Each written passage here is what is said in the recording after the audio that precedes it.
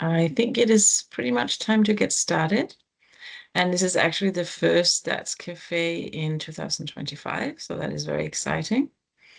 This Stats Cafe focuses on inclusivity in civil registration and vital statistics.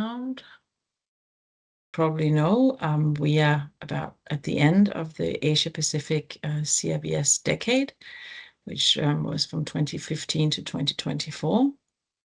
And while we've seen a lot of progress on birth registration throughout that period, there's still some gaps, and those are some of those gaps that we will be looking at today. We all know that birth registration is really important for the individuals. It can help in accessing education, health, other government services, but it's also a link to private sector, the ability to open bank accounts, mobile phones sometimes, and participate fully in economic activities. So it's really important for us that we understand who are the ones who are not registered and why, so that governments can address those gaps and ensure that they move towards the joint goals in Asia Pacific for universal registration. At the end of 2024, UNICEF released new data on birth registration completeness in the report, The Right Start in Life, Global Levels and Trends in Birth Registration. And basically what we could see from that report is that we currently have around 51 million children under the age of 5 in Asia Pacific who are not registered. That is both good news and bad news. It's good news because that number back in 2012 was actually 135 million. And when we did the midterm review of the CRVS decade in 2019-20, that number was 64 million. So the 51 million is obviously a very big improvement. It is now about 1 in 6 children under the age of 5 who are unregistered, but it's still 51 million individuals who struggle to get access to many things because of this lack of registration. So what we'll be focusing on today is we basically have 3 very good presentations. The first one is looking at an issue that's probably a bit overlooked, which is unregistered individuals in Australia. And we have an excellent presentation there from UNICEF Australia, who has done some work on assessing who are the ones who are unregistered in Australia. The second presentation we have is from Indonesia, and I'm very happy to have Vinita with us. Vinita works for BPS Indonesia, which is the Statistics Authority of Indonesia, but she's also one of our participants in the CRVS Applied Research Training. So we're very happy that she will talk about some of the findings about unregistered children in Indonesia.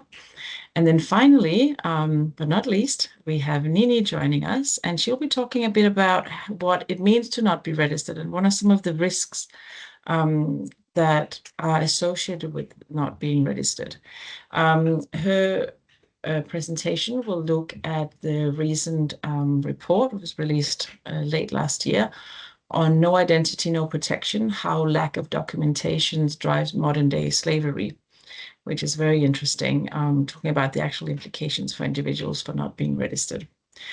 To lead you through this very good lineup of speakers, I'll be trying to do my best. My name is Tanja Sejersen. I'm a statistician in the statistics division here at ESCAP. I'm also leading our CRVS work with an amazing team, and I'm glad to see many of our team members here today as well. So we should have a bit of time for questions and answers at the end. So if you have any questions that comes up through some of these presentations, please feel free to pop them in the chat box, and then we should have a chance to address them later. So to start off with, I think we will start with the video from UNICEF Australia. Unfortunately, Katie Masquel was not able to join us in person, but she is the head of policy and advocacy at UNICEF Australia. That means that she leads the advocacy on child rights issues in Australia and internationally, which includes a focus on birth registration. She's also has a very impressive career before joining UNICEF Australia, focusing on policy and advocacy, and also public health policy in multiple organizations. But yes, she has sent us our video, and I mean, for me, this was very eye-opening seeing this, so I hope it will be for everyone else as well. This is about birth registration in Australia. So I will ask my excellent colleague Lei to show the video from UNICEF Australia. Thank you, Lei.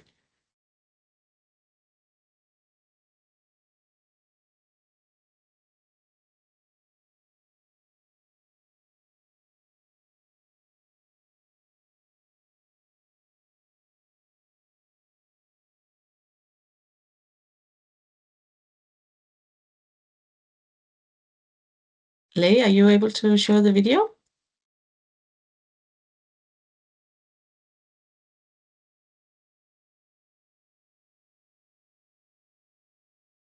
Okay, I'm not sure what's happening here.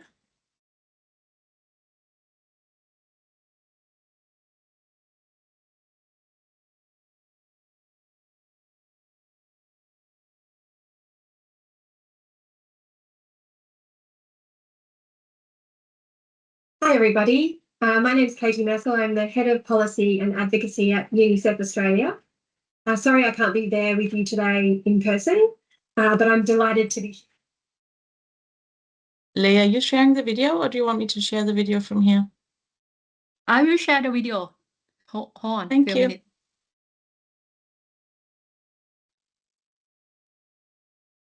There we go. Excellent.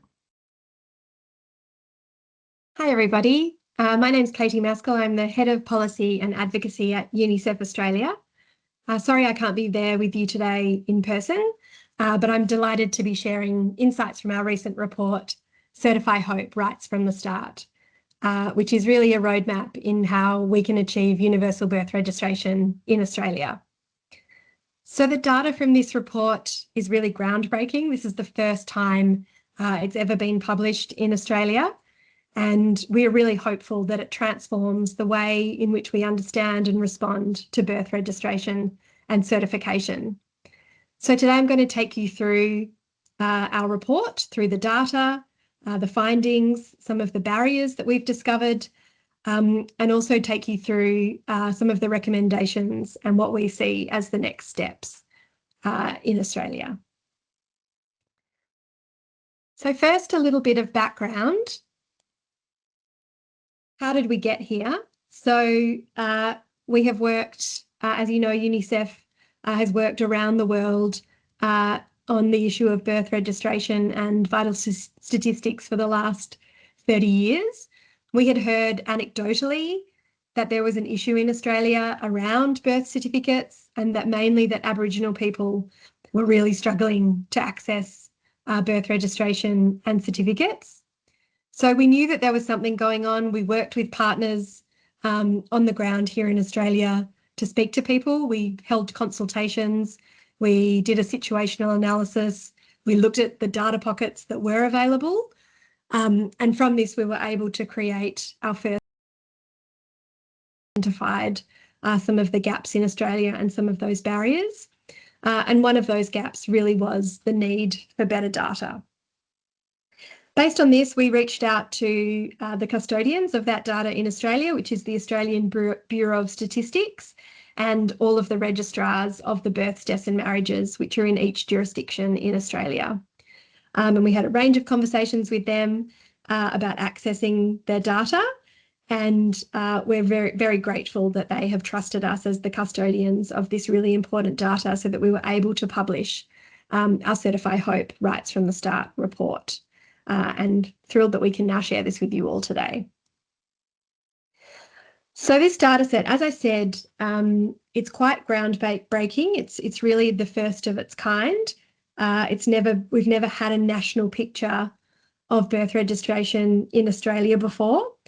And this data set is from a 6-year period, so from 2017 to 2022, and it shows us all births in Australia and how many babies have remained unregistered in the first year of their life. So it's really helpful as it shows us the scale of the issue. We didn't know how big or small this issue was in Australia before now. It also shows us which community groups are most affected, and really helps us provide a better understanding as to what those barriers are and what might be done to improve these registration rates in Australia. So what does it look like in Australia? What does it show us? So over this 6-year period, approximately 75,000 babies were not registered in their first year of life. And this equates to about 4% of all births, which is quite large. Australia records, I think, 98 or 99% of birth registration coverage in Australia. But when we look more closely, we can see actually that there are some groups who are missing out. And this works out to be about 12,600 babies each year, which is quite huge when you think about Australia as a high-income country. And as I said, one who has the necessary conditions to make universal birth registration a reality. So if these births are not registered in the first year of life, then when are they? And this is quite an interesting question, as we see that 4% of babies are not registered in their first year of life, but then 27% of these babies are then registered between 1 and 2 years, and then a further 14% between years 2 and 3. And then when you look at this graph, this provides a little bit more detail about the sort of the pattern of birth registration in Australia. So we can see from this that there are spikes at age 5, which is when children are trying to enrol in school. We can see peaks around high school age and age 16 and 17, which is really when children are trying to access a birth certificate to be able to, as an identity document, to try and get a taxol number. They might be starting their first job, or they might be trying to obtain a driver's license. What we really want to see is improvement of this over time. We would like every baby in Australia to be registered in the first year of life so that they don't have to go through these processes later in life, which we know are much more difficult, but primarily because we want all children to be able to access early learning. We know that this can be a game changer. It can really change the trajectory of a child's life.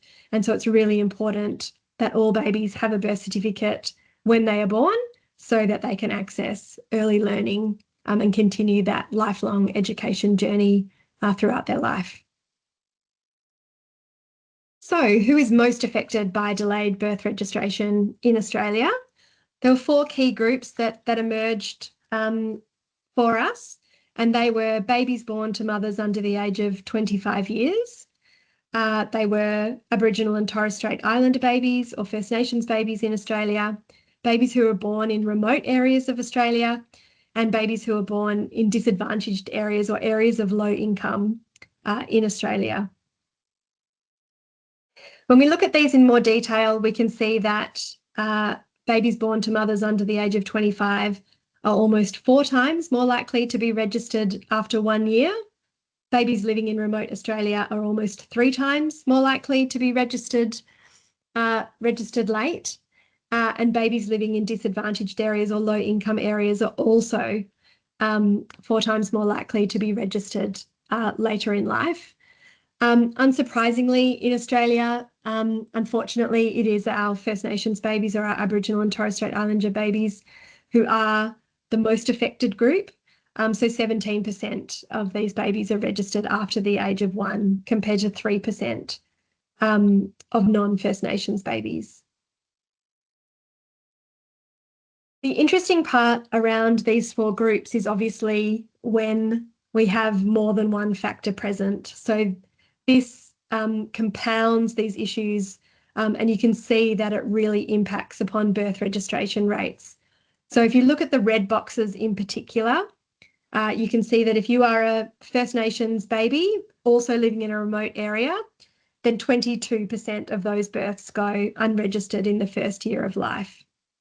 Similarly, if you are living in the most disadvantaged areas in Australia, but also a remote area, then 19% of those births go unregistered. So Not only is it these 4 groups who are affected, but when there are coexisting factors, it really exacerbates the issue. And again, it is these babies who we really want to engage in services like early learning and not see this spike sort of at age 5 or age 17, but really equip these children and families to be able to access services from birth to enable the positive development for all babies in Australia.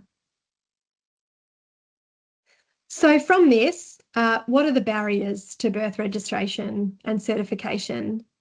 For some people, the complexity of the process can be a barrier. Whether it's a paper form or an online form, it can be quite arduous. We have access to technology issues in Australia as well because of our size. And so people accessing online forms can be really difficult, as well as their proficiency in technology. Therefore, language and literacy is often a barrier as well. As I said, Australia is really big, so remoteness can be an issue in accessing services. Some services might be 4 or 5 hours drive away, and so being able to access that support to be able to fill in this paperwork can be quite limited. As we know, unfortunately, in Australia, we have a history of what is known as the stolen generation.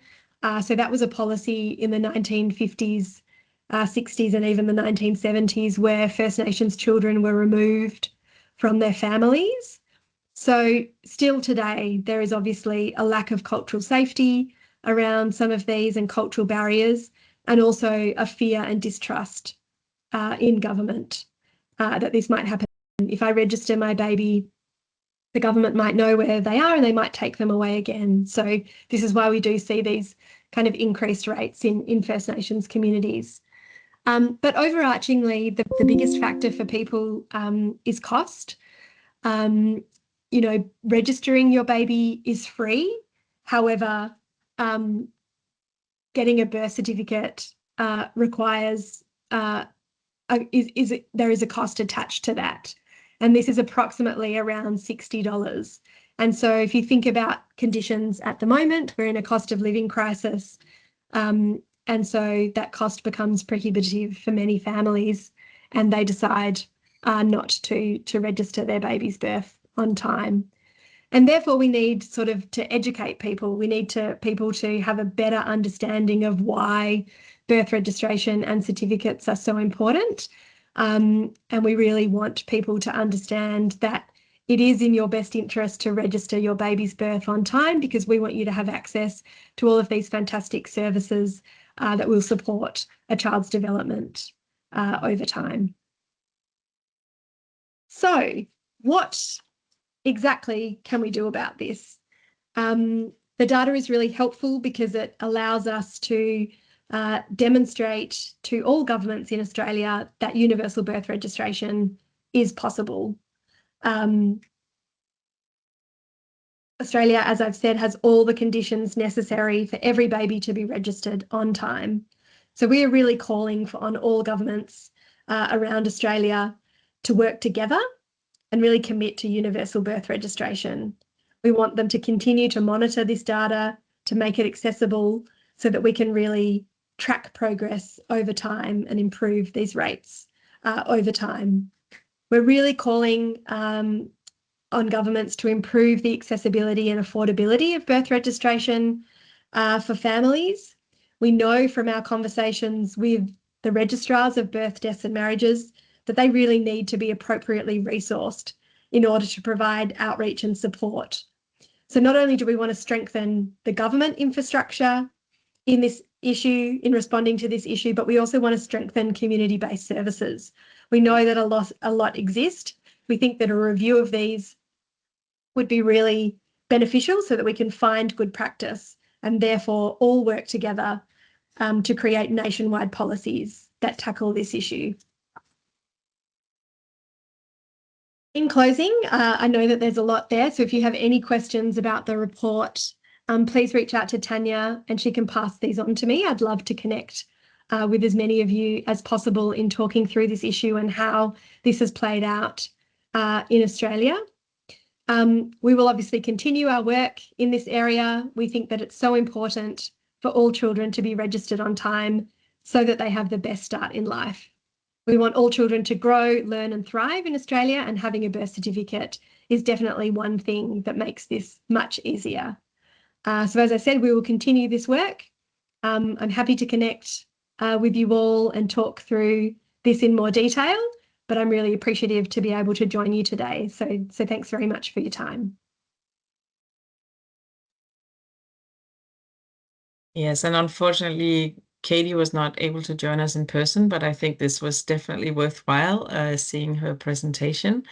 I mean, a few points that I picked up on, which I think some of our other participants will recognize from their own work as well, is obviously the initial discussions about data access and how to actually get the evidence of these issues. And there was a lot of initial work to set up that collaboration, which we see basically in all of the countries that are starting to do this kind of work. I mean, obviously in Australia, the issue is predominantly about delayed registration. And I think it was very interesting to see, how people register when they feel it, when they can see the need for it, right? So you could see the peaks when children enter school, high school, go into work, and so on. So those kind of patterns are very, very interesting. And unfortunately, in most of the countries where ESCAP has been supporting, it was an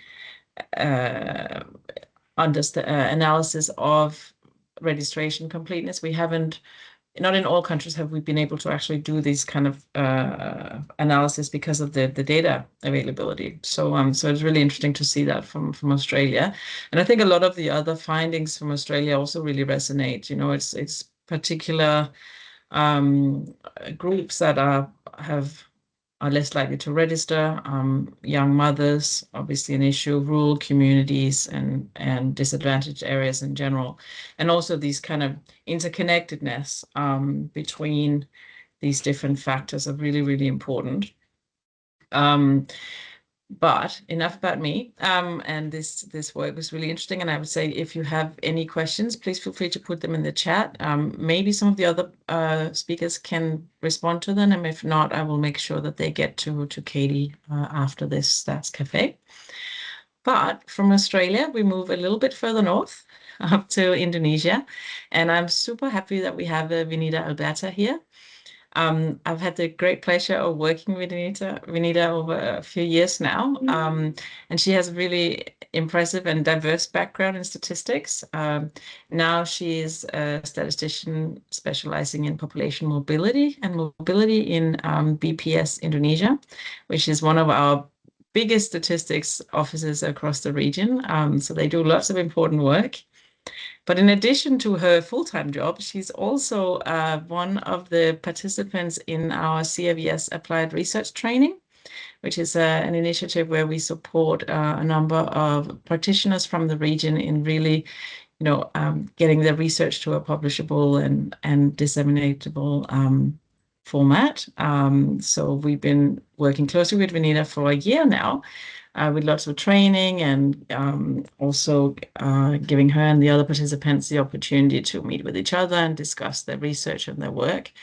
And the research that her presentation today is very much based on that research, which focuses on evaluating Indonesia's progress on registration from 2015 to 2023.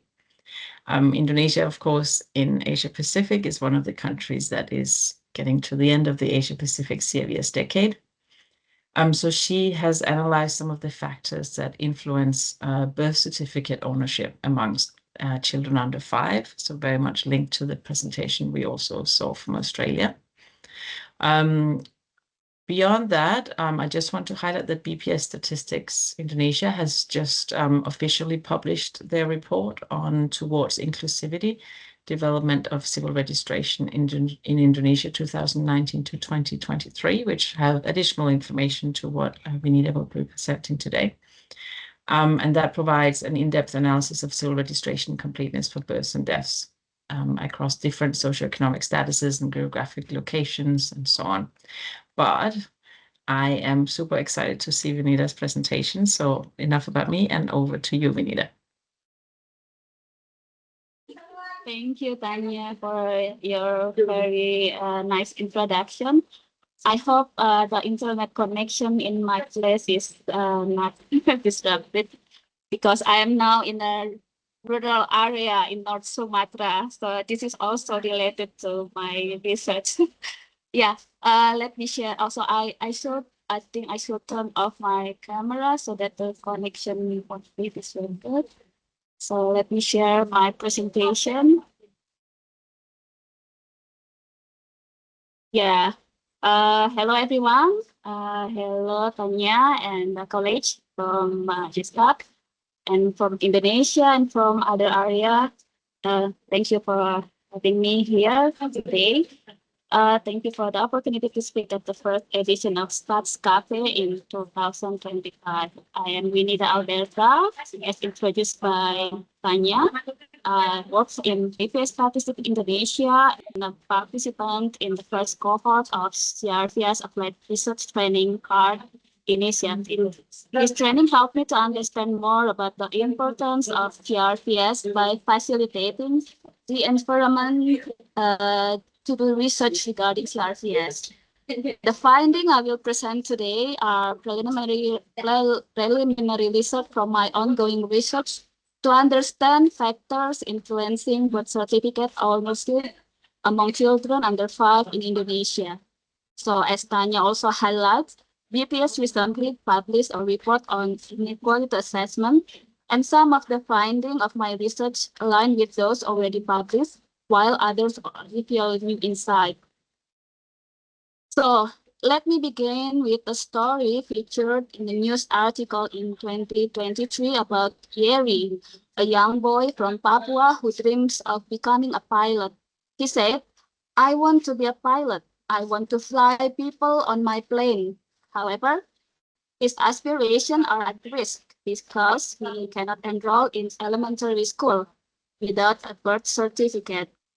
Gary said that his mother is illiterate and as a result doesn't know how to process the birth certificate. As of 2023, it is estimated that 3.5 million children under 5 or 1 in 6 children in Indonesia do not have a birth certificate. Like Yeri, they are missing from the picture. Without a birth certificate, Yeri and millions of Indonesian children face numerous challenges, from restricted access to education to limited opportunity to achieve their dream.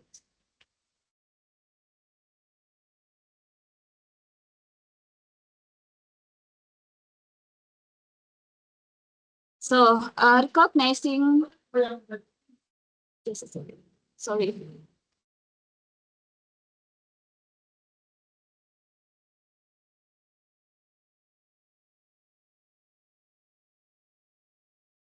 So, recognizing that birth registration is the fundamental right, Indonesian government has made significant effort to address this issue.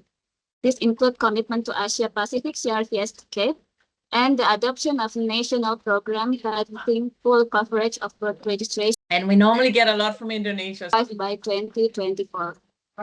However, these efforts have not fully resolved the issue. It is crucial to identify the barriers preventing this initiative from achieving their maximum impact. Yari's mother, for example, is illiterate and unable to navigate the process of obtaining a birth certificate. Could it be true that a mother's education plays a significant role in a child birth registration? Or does Yari's location in Papua also affect his chances of obtaining a birth certificate? This study seeks to understand the barriers to inclusive birth certificate ownership. Exciting topic, so I think that should be. Specifically, it examines the roles of individual, household, and regional characteristics in explaining the disparities in birth certificate ownership. Since the last decade, Indonesia has made notable progress, reducing the number of unregistered children under 5 from 6.1 million in 2015 to 3.5 million in 2023. During the same period, the birth certificate ownership rate increased from 68% to 81%. While this progress has been observed across most provinces, disparities persist. Western regions have generally performed better, while Eastern regions, particularly Papua, continue to struggle, with birth registration coverage in Papua still below 50%. So this research revealed that the likelihood of birth certificate ownership among children in Indonesia increases as they grow older. Interestingly, no significant differences were observed between boys and girls in terms of birth certificate ownership rate. However, children living with their parents were more likely to have birth certificates compared to those who did not, highlighting the crucial role of the mothers and the support of a partner in navigating the administrative process. Mothers' characteristics were found to be essential as well. Older mothers, more educated, and employed mothers were better positioned to secure birth certificate for their children. These attributes likely provide greater access to information and public services. On the contrary, younger mothers, particularly those who had their first child before age of 18, face greater challenges in registering their child's birth. Education appeared as particularly influential factor. Mothers with higher level of education demonstrated a significantly greater ability to access and manage administrative documentation. Working mothers were more likely to secure birth certificate for their children, as they often had better access to public services and information. Marital status and related documentation also played a crucial role. Children whose mothers were officially married were more likely to possess a birth certificate, reflecting the interconnectedness of administrative process in registering both marriage and births. On the contrary, children with single parents seem to face greater challenges to register their children. Furthermore, access to technology, information, and healthcare facilities further shaped the birth certificate ownership. Households with mobile phones, internet access, and adequate healthcare infrastructure had a higher likelihood of securing birth certificate for their children. This suggests that better access to information and streamlined administrative processes significantly enhance registration rate. In this research, I also aim to explore the regional aspect of birth certificate ownership in Indonesia. As we know, Indonesia stretches from west to east with significant disparities in infrastructure and economic development. Disparities in birth certificate ownership persist, with children living in Western Indonesia and urban areas being more likely to have birth certificates. These trends may be attributed to better infrastructure, improved access to services, and more favorable socioeconomic conditions in this region. In contrast, Eastern Indonesia, particularly the provinces on Papua Island, faces severe challenges with birth certificate coverage around 30% in 2015 and still below 50% in 2023. However, even within the Western region, some provinces lag significantly behind others. For instance, in 2023, provinces like Banten, Riau, and North Sumatra still had birth certificate ownership rates below 80%, whereas other provinces in the same region had already achieved rates of 80% or higher. So, in conclusion, birth certificate ownership is more than an administrative matter. It reflects access to services and the principles of social justice.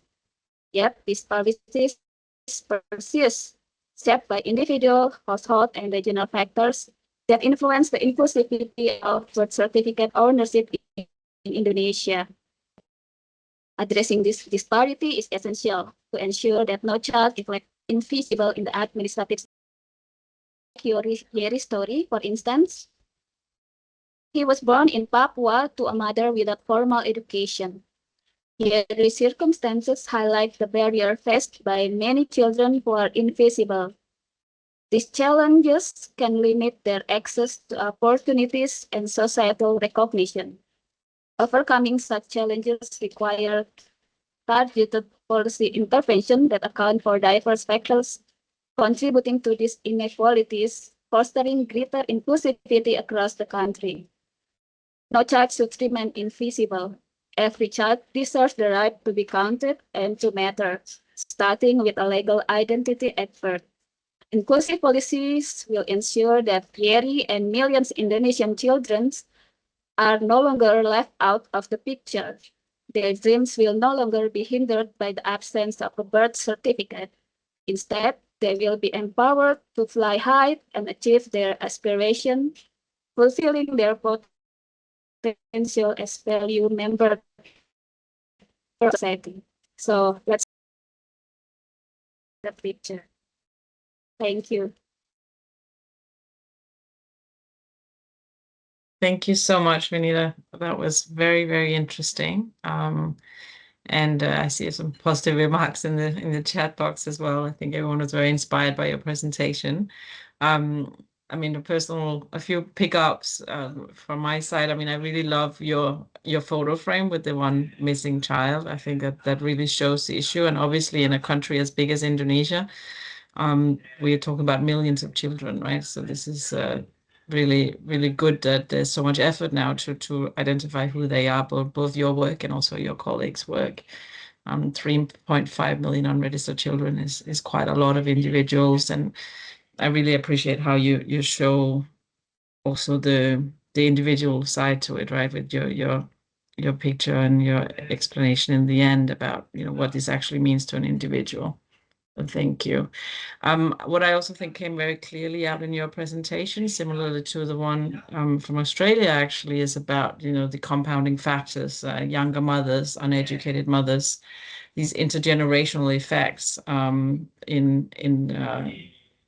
the links between education and health and access to services and the lack of registration. So it came really clearly out in your presentation. Thank you so much for that. And another thing that you highlighted, which we didn't focus on for the Australia presentation, was about the link with marriage registration as well. And I think there's a lot of it's an area where there's a lot of work to be done. And I mean, we know that the data on birth registration is not always great, but the data on marriage registration is generally much worse. So there's a lot of uncertainty there about how that area can be improved as well. One really interesting thing, and maybe we can park that for later, but I saw that the gap between, because you have rising registration rates across the board, which is fantastic. But I noticed that the gap between urban and rural registration rates are getting smaller. So that's obviously fantastic because it means that the rural communities are catching up. But maybe you can elaborate a little bit on that later. And I would encourage everyone else also to, if you have any questions, please put them in the chat box. I think it's a fantastic presentation. Thank you so much, Vinita. Really appreciate it. So before we move on to our questions and answers at the end, we have one last presentation. And this is not a country for this time around. It is Nini Aung.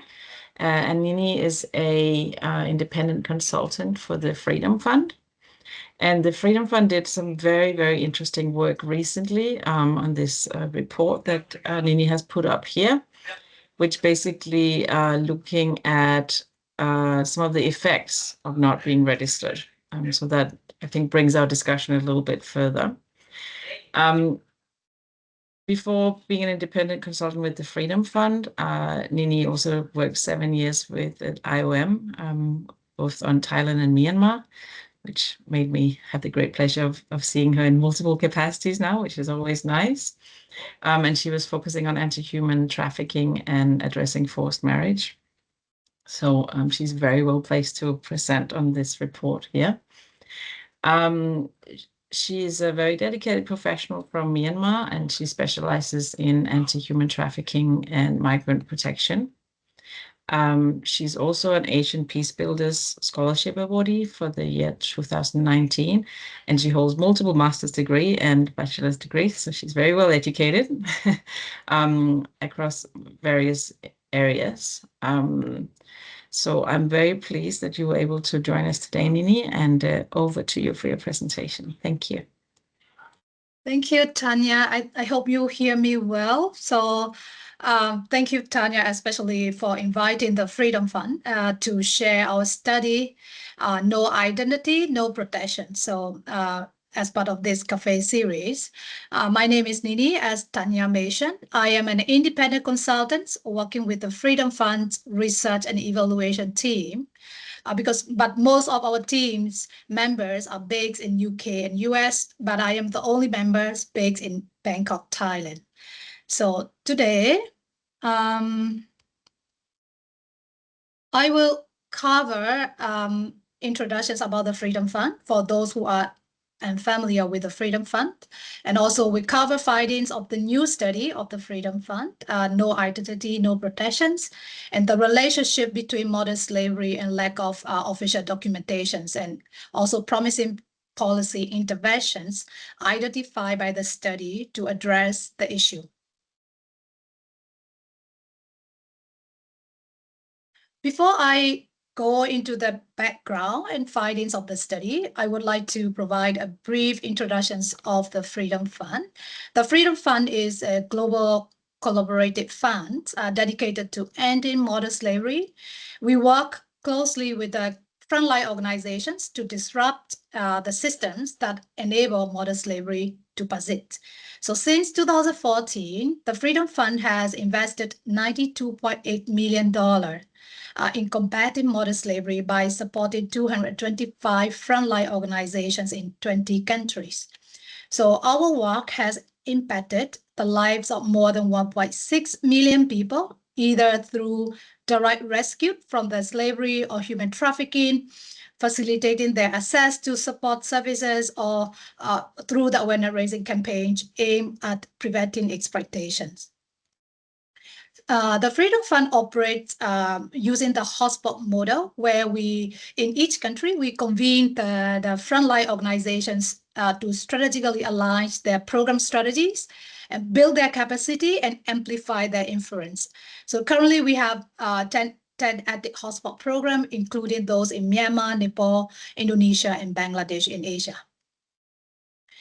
The Freedom Fund also conducts research and study to gather evidence and share knowledge to combat modern slavery, such as the one that I'm going to share today.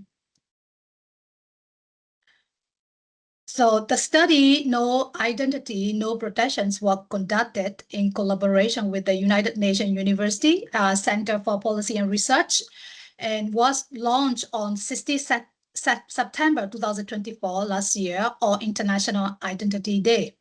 So it is a global evidence gathering exercise that highlight the risks of modern slavery faced by people without identity documents. So as we all know, the lack of official identity documents prevent people from accessing their basic rights. Those without documents face legal, social, and economic exclusions, as well as invisibility. So the study not only provides evidence of how people without official documents struggle to access basic services, but also examine the pathway that lead to a lack of documentations, and we also explore with this study promising policy intervention to address the issue concerning legal identity. So I would like to highlight and remind you of a few key facts. As a community or expert and advocate for the CRVS, we are likely already aware of. According to the World Bank, in 2021, an estimated 850 million people lack official documents to prove their identity, with majority residing in Africa and South Asia. Nearly 50 million people worldwide in 2021, including more than 12 million children, are estimated slavery. So SDG 16.9 call on government to provide legal identity for all, including birth registration by 2030.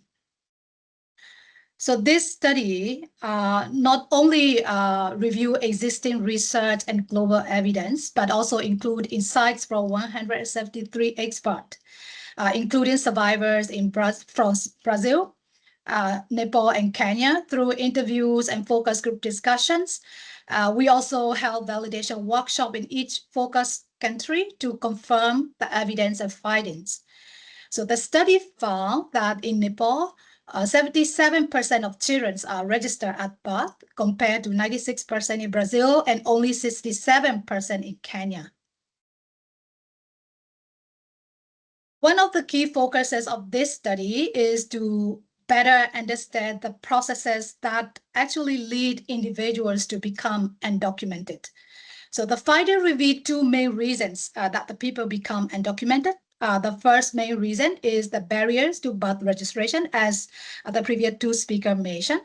The second main reason is that the challenges in assessing official documentations, especially for those who are forced to migrate out of their countries of birth or among the migrants. The study also found that not only migrants, but also nationals who face challenges in obtaining official documents. For example, minority groups facing oppressive or discriminatory situation in their home country may choose to remain undocumented as a way to escape from such situations. Or they may be undocumented because of habit of like not registering for legal documents, as we see in Kenya with this study. Sorry. And geographical locations, cost in terms of time and money, lengthy processes also make minority group assessing official document difficult. So another significant groups facing challenges include irregular migrants, state-led minorities, and women lacking legal ownership rights. For example, in Nepali women married to Indian men must wait 7 years to become eligible for citizenship, while Indian women married to Nepali men face a 5 years waiting period and must renounce their Indian citizenship to acquire Nepali citizenship. So if the relationship ends before the waiting period is over, or if their husband refuses to cooperate, these women are left without any way to gain or regain citizenship. And globally, in 25 countries, women are unable to pass citizenship to their spouse. That highlights the need to gender inclusive policy to improve access to official documents. For example, in Asia and the Pacific, the study found that the main group at risk of statelessness are minorities and marginalized community based on ethnicity, religions, or other social identity. Other high-risk groups include individuals living in border region and accompanied children because they are unable to often they are unable to prove to local community. Additionally, the study also found many people lack awareness or knowledge about civil registrations. They do not understand the benefit of citizenship. For example, young men in Nepal who migrate seasonally to India and only return home for a certain time of the year, they often don't see the need to civil registration, or they don't take the time to register. Other at-risk group include people in a prolonged waiting period for documentations.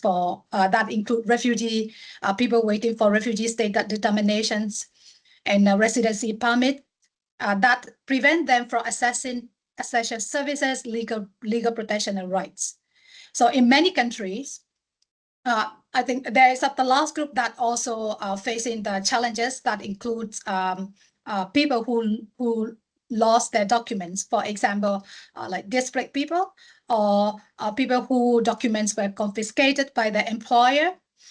In many countries, replacing lost document is a slow process, and that imposes a challenge on individuals. So these are the pathways that lead people lacking official documents and lacking access to essential services such as health, education, economic opportunity, as well as legal protection and rights. So finding from 3 focus countries, Nepal, Brazil, and in 3 countries, it's paint a picture of the cycle of exploitations faced by people lacking official documents and legal protections. So one of the primary challenges faced by the people without official document is lack of access to formal employment opportunities. For example, in Nepal, evidence suggests that individuals lacking official documentations predominantly work in the informal sectors, including bricklaying and as wage laborer in the agricultural sectors. Sometimes young people unable to pursue higher paying jobs opportunity overseas because they are inability to obtain the passport. So social isolation is another significant challenge identified by the study. For those without official documentations, they are often disconnected from support network and community resources. They are less aware of their rights and institutions that could assist them, so making them easy target for the traffickers and exploitative employers. Additionally, the complex procedure of obtaining legal identity documents add another layer of challenge in accessing official documents. So the study suggests the vulnerability to exploitations among those official without official documentation varies depending on the context and the place of work. For example, risks are more prevalent in certain sectors such as agriculture and factory work. In Nepal, for example, a lack of citizenship has often resulted in bounded labor conditions.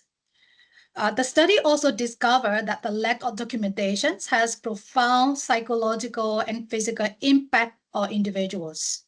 So people without official documentations live in constant fear of deportations and the detentions and deportations, and often living in hiding. So that take a toll on their mental health. Additionally, advocacy is challenging for those without official documentations due to the risk of detentions and fear of deportations. So this fear of detention and deportations also limits their access to healthcare services, often leading to untreated illness, injuries, and chronic health conditions. So the physical hardships weakens their ability to endure or exist exploitations, making them more vulnerable to modern slavery. Additionally, the lack of legal support and protection is also perpetuated the risks of modern slavery among people without official documentations. So based on these key findings, the study outlined 5 key strategies as promising interventions to address the link between the lack of access to official documentations and the risks of modern slavery. First, to enhance services for civil registrations through legal support. Such as establishing legal clinic or mobile registrations, services to make legal documentations more accessible to marginalized populations. The second recommendation is that to partner with NGOs to raise awareness and empower marginalized groups to advocate for and demand legal documentations. The third is to collect reliable data on undocumented populations to support evidence-based policymaking. The fourth is to adopt human rights-based approach in both the civil registration systems and modern slavery interventions. And finally, to consider the need of undocumented groups in national law and policy to ensure their access to universal human rights. With that, I conclude my presentation and highly recommend visiting the Freedom Fund website to assess the publications and check out our comic book that highlight the lived experience of people without official documentations. Thank you so much. Thank you so much, Nini. And maybe you want to keep that last slide up a bit so that people can look for those different documents, because it looks very interesting. I hadn't actually seen the comic book myself, so I will look forward to seeing that. I think you paint a very very difficult, but also very probably accurate picture of the vulnerabilities that individuals face when they lack documentation. And I think we, in general, good presentations have more focus on what it actually means for individuals to be unregistered. I think in general, over the last few years, we have seen more and more evidence on what the issues are and also the consequences of not being registered, and also an increased focus on evidence-based solutions. I mean, from ESCAP side, of course, our CARD initiative, the CRVS Applied Research Training, is one way of trying to create more evidence out there, but it's also fantastic to see other partners like the Freedom Fund and others putting more efforts and efforts into providing more evidence in this area. I was really happy to see your recommendations in there as well, Nini. I think this focus on increasing the links with civil society and non-governmental organizations is also something that ESCAP and other partners are doing more and more of. As we're coming to the end of the Asia-Pacific CRVS decade, our regional steering group has requested for an extension of the decade to align with the 2030 agenda. And this will be formally discussed and hopefully adopted at the Third Ministerial Conference on CRVS in Asia and the Pacific, which will be held in June here in Bangkok. In preparation for that, we are doing quite a bit of efforts to ensure more voices from civil society.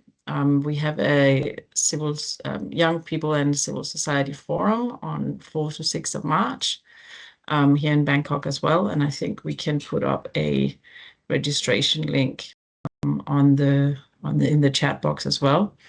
Because as you say, there's really a growing need for civil society, not only to be aware of this issue, but also to be able to actually support hard to reach and marginalized communities as well as vulnerable individuals in general. So I'm very happy that you mentioned that part in your presentation as well.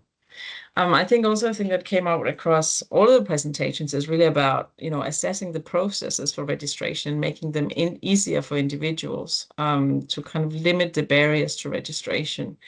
I think 2 weeks ago we had a meeting of Southeast Asian civil registers in Phnom Penh, and there was a lot of talk about moving the burden of registration from the family to the government, right? So that it becomes easier for individuals. And I hear a lot more focus on kind of client orientation and so on than what we did looking some years back. So I think that's a very positive development. We're getting a few questions, but most of them are actually for the Australia presentation. And unfortunately, Katie is not here to respond to those questions.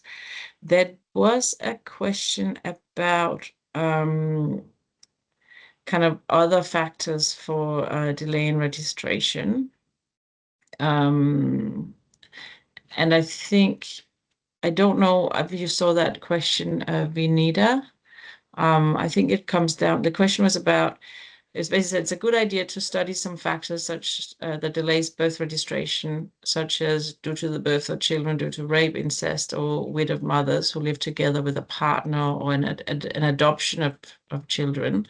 I don't know, Vinita, if that's a question that you can respond to. I mean, a lot of it comes down to data availability, right?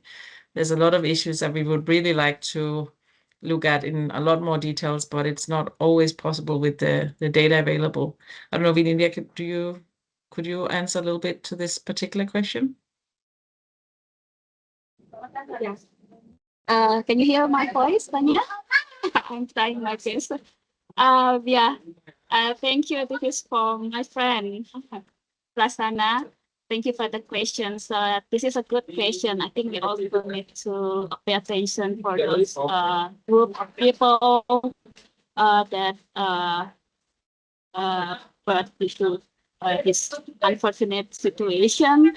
But yeah, like Tanya said, because of the limitation of the data, we cannot investigate it more. But for widowed mother who live together with partner, it's included in my research. But the adoption status of the children is not there yet. But I think as we know that there are the inclusivity is should be targeted to those people who are in a unfortunate situation. So I think this group of people that mentioned by Mr. Abraham, it should be also be paid attention. A video and Policy making.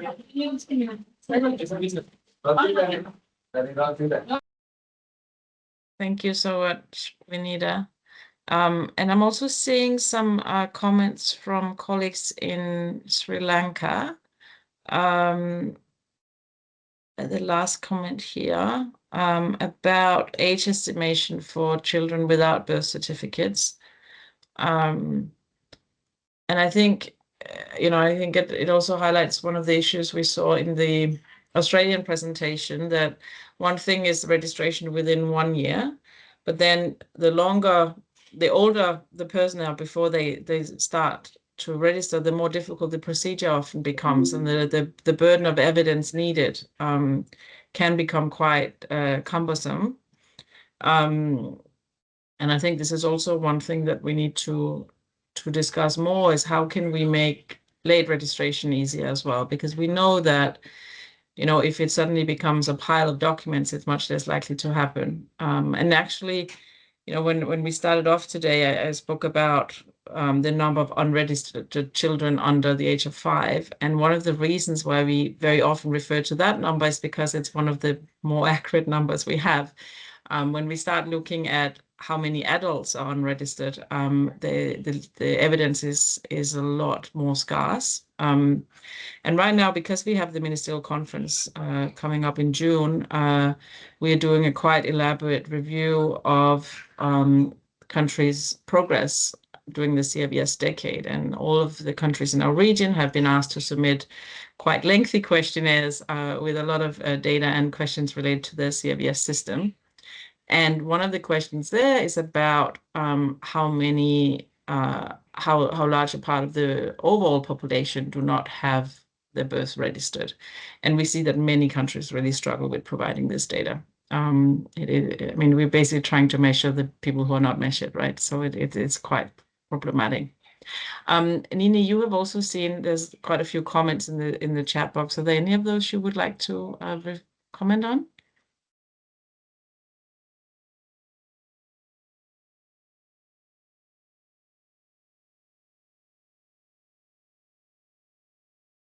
The previous speakers and our study, mostly you will find the two barriers, the main barriers that we highlighted in the study to actually become people become undocumented. You will see the birth registration is the top reasons. So I think with the previous speaker from Australia and also from Indonesia, we see the common factors actually driving people into become undocumented, which is birth registrations, and the underlying factors are almost the same as someone from Sri Lanka also mentioned in these that actually the common reasons that we found with the barrier to access to birth registrations. I believe that this is almost confirmed for the whole world globally, not only for the Asia Pacific. We are also happy to share that evidence with the community here, so that this is almost confirmed that these are the underlying factors that we need to pay really close attention to achieve the civil CRVS decade goal in the Asia Pacific region. Thank you, Nini. And we actually have a very good question here from colleagues from Australia, Christy Ma.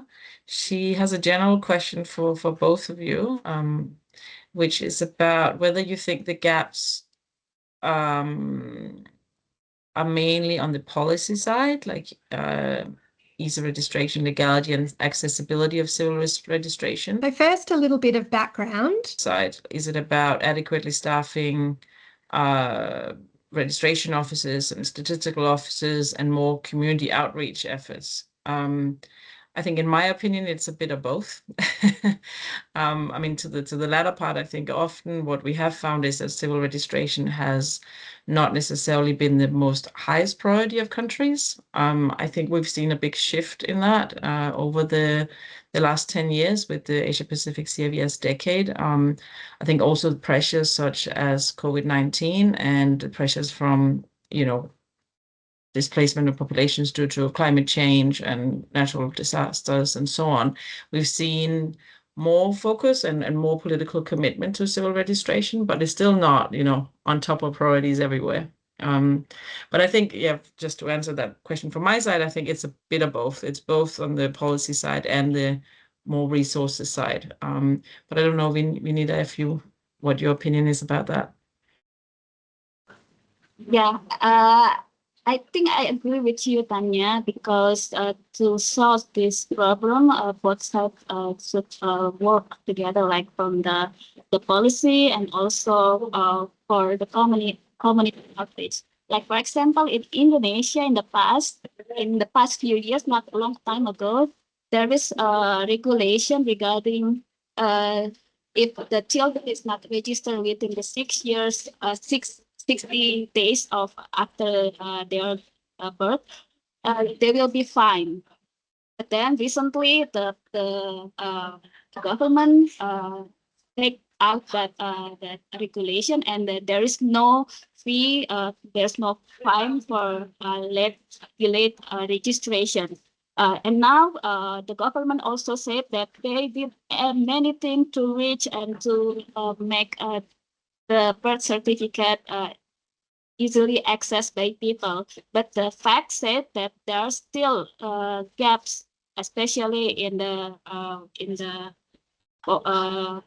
group of population that I mentioned before. So I think the policy also have to reach the population that are unfeasible in the government side. So outreach to the community is really, really important so that they can, because not everyone know the regulation, and even though that government already give access, but not all people know that the regulation.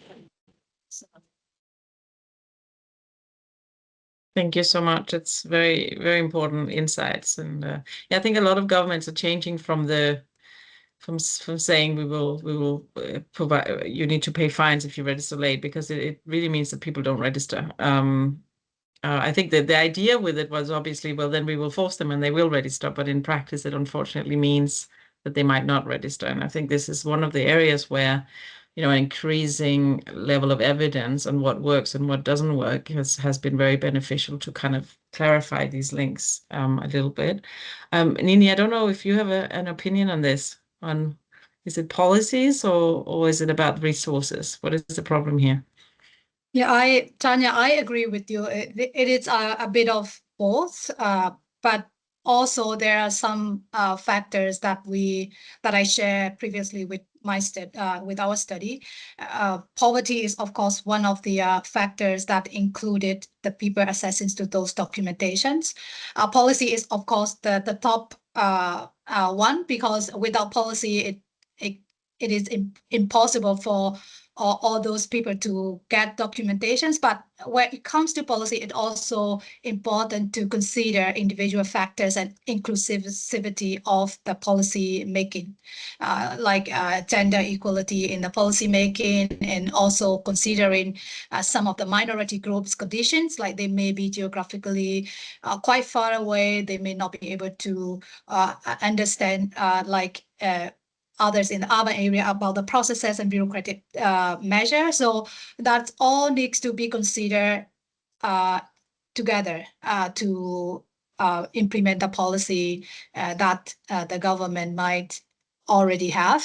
If you already have a policy, I think we would recommend you to consider the inclusivity based on the factors that arise from the evidence, from the evidence that from the study and the research that we conduct across the region.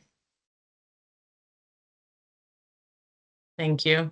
And I think also one of the things we sometimes see is that the policies at the national level might be, very inclusive and facilitating, but then when it comes down to the local registrar in maybe a very rural or area, they might not be either aware of this or not being in a position to really implement it, right? So there's a lot of, administrative issues in this as well, and how those can be solved. We have a little thank you for the answer here in the chat box, so that's nice. Thank you. So there's a lot of focus now on how do we really reach universal registration, right? And I think it's fantastic that a country like Australia comes out and openly says, we think we have almost universal registration, but we do have small pockets, and these need attention.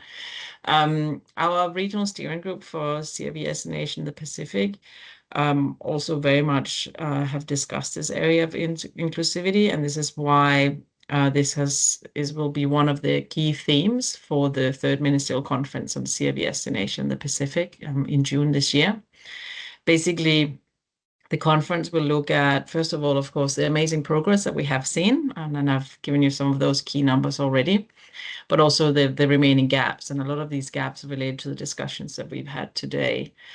The focus will be very much on inclusivity as well as resilience. How do we create systems that are resilient and can be functioning even under immense pressure, such as COVID-19 or climate change issues.